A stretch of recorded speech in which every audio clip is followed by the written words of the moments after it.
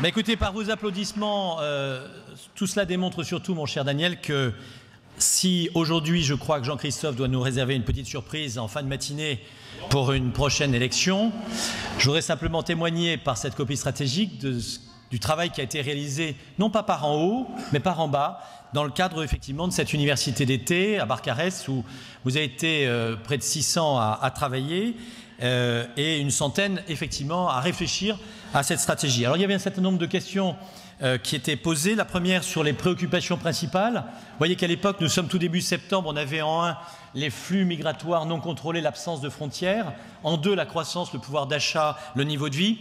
Il y a fort à parier qu'aujourd'hui, si nous étions sur le même questionnaire, on intervertirait entre la réponse numéro 1 et la réponse numéro 2. C'était l'effet Aquarius au mois de septembre, c'est l'effet gilet jaune aujourd'hui. Mais effectivement, ces 2 préoccupations principales des Français sur le plan européen, on les retrouve aujourd'hui et cela avait été déjà évoqué au mois de septembre. Ensuite, les attentes prioritaire, alors je ne sais pas si c'est toi Daniel qui appuie sur... Non, donc c'est la technique, mais on est toujours... Voilà, effectivement.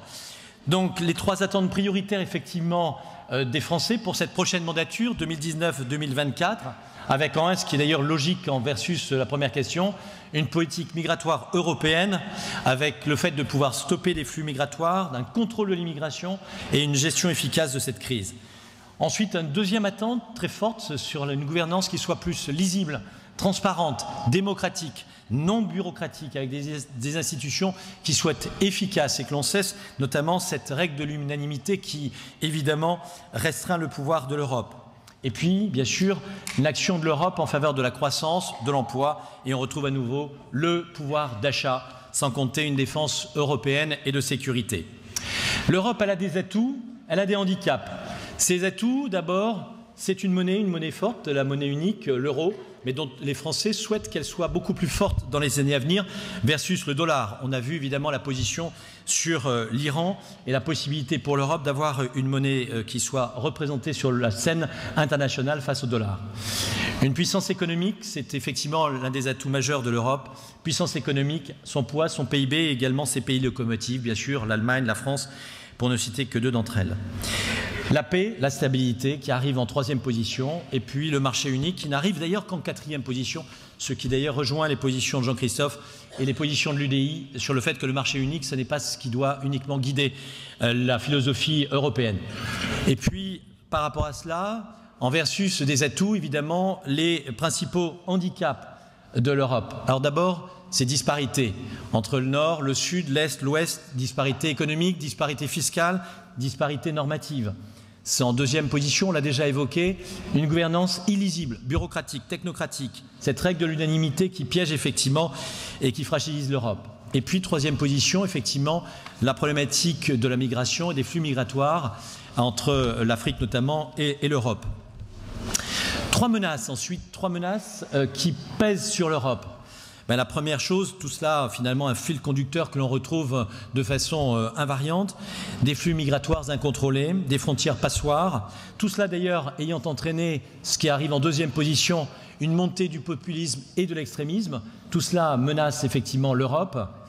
La 3e position, c'est la guerre économique qui se joue à nos portes entre les États-Unis, la Chine et la Russie, l'Europe étant prise en tenaille entre tout cela.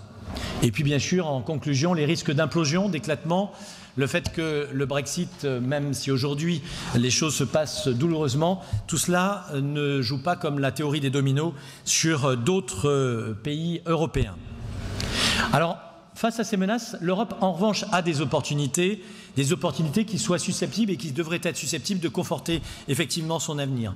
D'abord, c'est la paix, même si elle reste fragile. Et si aujourd'hui on voit que sur notre planète Terre, la paix malheureusement n'est qu'un leurre, en ce qui concerne l'Europe pour l'instant, effectivement c'est quand même ce qui nous unit.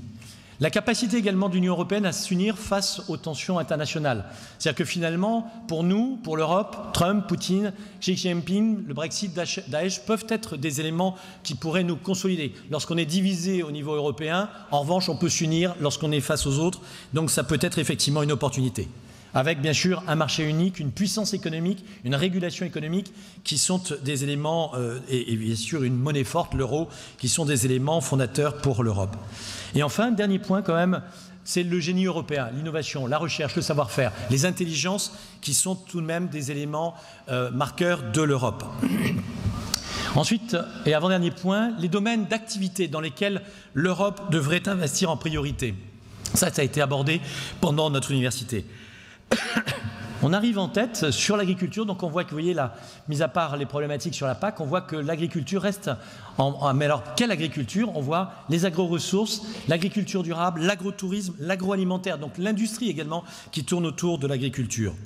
Deuxième point, on doit investir, l'Europe doit investir sur la recherche et le développement, avec bien sûr aussi le numérique, c'est-à-dire les technologies de l'information et de la communication, chères à André Santini, IoT, donc l'intelligence artificielle, la robotique, les blockchains. Si on voit par exemple les crypto-monnaies aujourd'hui, on a besoin de ces blockchains et donc on doit effectivement investir. Et puis ensuite tout le pack énergie, environnement, écologie, énergie durable, renouvelable, verte, indépendance.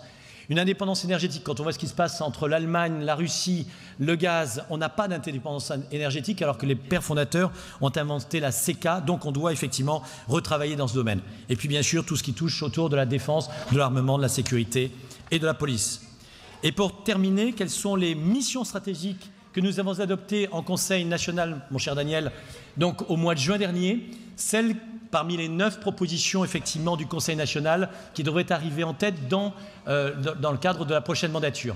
Bien, en un, ça ne vous échappe, c'est d'ailleurs logique par rapport à tout ce que je viens d'évoquer, c'est la création d'un ministère européen des migrations, doté d'une administration fédérale, garde-côtes, garde-frontières, en respectant la souveraineté des États. Jean-Christophe y reviendra tout à l'heure sur la présence des migrants. En deuxième position, la sécurité et la défense, une défense européenne commune. Et puis troisième position, une Europe plus verte pour garantir notre souveraineté énergétique et favoriser cette transition énergétique. Et puis, en conclusion, c'est quelques mots verbatim qui doivent nous aider effectivement et nous guider, parce que c'est ce qui est ressorti en fait des débats de nos 3 ateliers du vendredi et du samedi. Faire de l'Europe une grande puissance, porter les valeurs multiséculaires d'humanisme, développer ce génie européen que j'ai évoqué il y a un instant, éducation, recherche, apprentissage, renforcer l'identité européenne, la citoyenneté européenne notamment. Donc travailler pour faire en sorte qu'effectivement on puisse, nous, à l'UDI, nous positionner sur une Europe grande puissance, une Europe souveraine, une Europe fédérée. Voilà, vive l'UDI, vive la France et vive l'Europe. Je vous remercie.